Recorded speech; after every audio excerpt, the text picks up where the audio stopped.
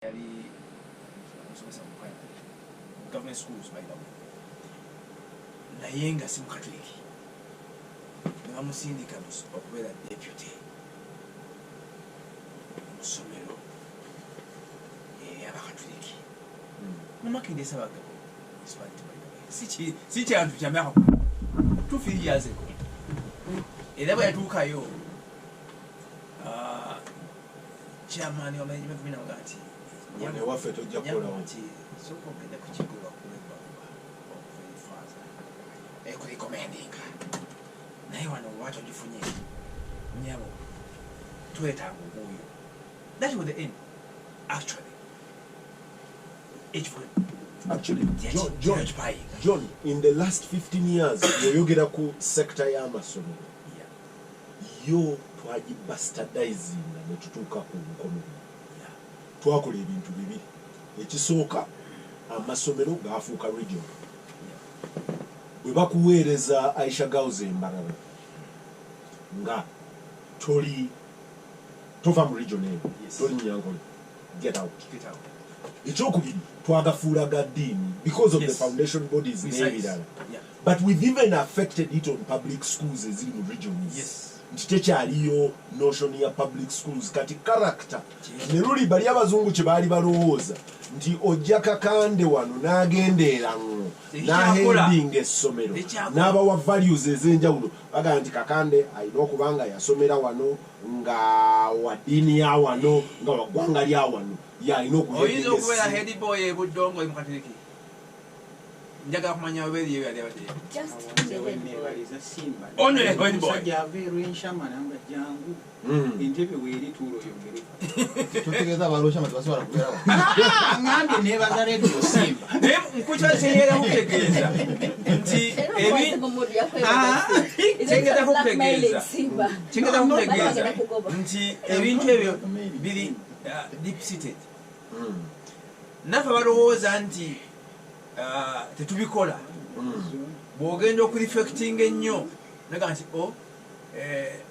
one time eriyo waliwo panel mu parliament yakola parliament sijja kuga myaka ki abantu bakola interview ekimu yasinga yali ava Mwankole sayidi eyo abaaliko miseera eyo abamu abadde mu parliament naga nti Abanankole balidde nnyo nakana akafo kafa bakalya tekijja kusooka ekyo sooka eri afadhali kana akafo katukalyeko naffe Abanankole bafunye ebifo bingi kakati ye prejudice gyofuna ye challenge gyofuna naye ebintu ebyo biri wansi tebyabivaako. Abasiraamu boogerayo bali nti naye naffe tususula abasajja bagera kupointinga ba PS nga mulimu omusiraamu omu bantu asatu abakatoliki nga bafunye ebifo bingi naye ng'ebyo tebivaayo. Bayidawo ne mu bululu buno ssebo campaign zino za mwanga za waggulu ate bayo eza wansi yaga nti naye ssebo naffe katufuneeko kati bakikola direct kati bakikola direct wakuba omukyolo wakubanga bakuba omusota kakati eriyo omusajja yagenze mu kooti yagenze mu kooti manyi wabifunyeeko omukulu Hillary Onek yagenze mu kooti n'awaabira banne nti bamuyita mu Sudan South Sudanese naga nti mwina mutyo kunsufuza bwe mutyo temumanyi nti ndi mutyo nemunswaza bwe mutyo naye kagamba ebintu ebyo birina implication. John, my question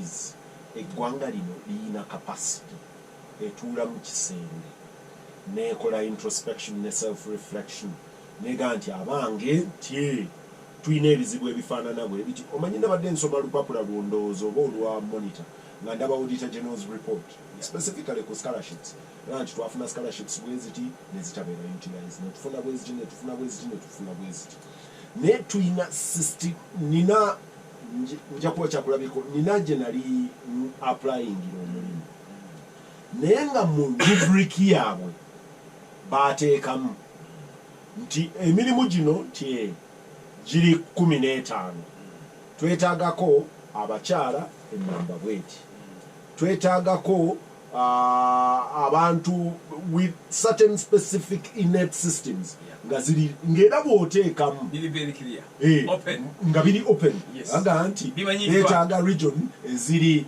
under privileged bwe ziti beetaaga bino bwe biti nga byonna era ogenda weetiikingira mpolampola gwe wennyini ku 14 nti mbadde nkolifayingirako 7 n'okita noga nti wano sijja kusobola but when later bwenfuuka omu ku baconsultant ku project yemu ngenda okubuuza koli nti nti kino twakikola mu bugenderevu ne bannyonnyola ne rubriki yaabwe ne lwaki weeri era nga okukakana yapromotinga abakyala bangi nnyo naye Uganda ng'ensi eyina kapasite okubuuza ebibuuzo about sectarianism, tribalism, n'ebifaanana bw'ebityo. As a country, do we have the balls to ask those questions? Abakulembere gwanga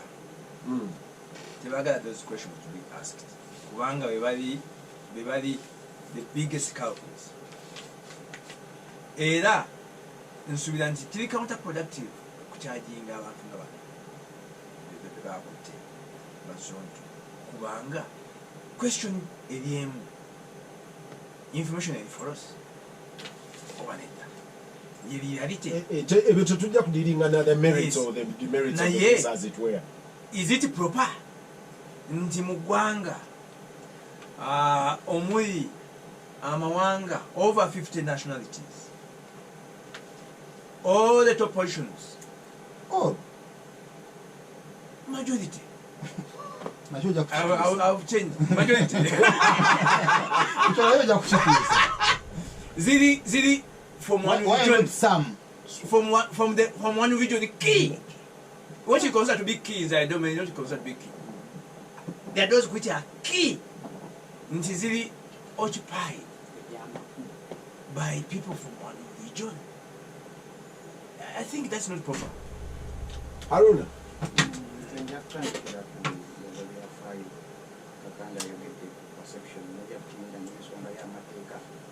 Oba ye solution ku nsonga yennyini gy'obuuza nti tulina capacity. Abangereza ne bwakabaka bwabwe emyaka gy'eganyuma kitundu 16 baateekawo etteeka era tubadde tulyogerako ne kakando bayita criminal defamation. Naye abakungu abaaliteekawo nti okulebula abantu